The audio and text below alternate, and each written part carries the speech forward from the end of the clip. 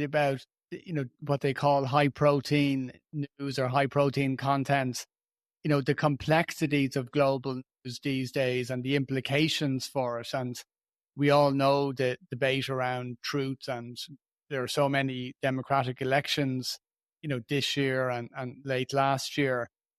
How do you ensure that the explanations remain accessible without sacrificing the necessary depth?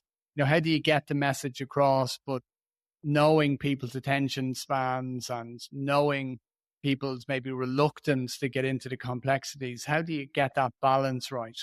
Well, if I might slightly challenge one of the assumptions in that question, because I don't think people are necessarily reluctant to get into the complexities. I think people necessarily can't give us their attention. I think the job of journalists or other people creating content is to give people detail and give people depth, but in a way that is accessible for them, makes them want to watch for longer. But there's lots of evidence. YouTube, for example, has got lots of data, but other platforms do too, that people will watch at huge length and in huge detail if you do it right.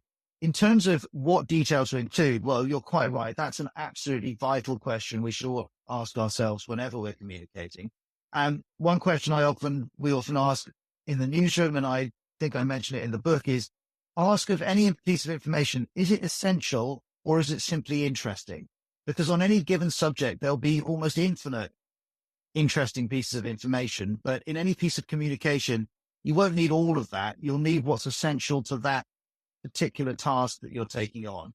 So I try and be very disciplined about that. I think if I took this piece of information out, would people still be able to really understand the subject?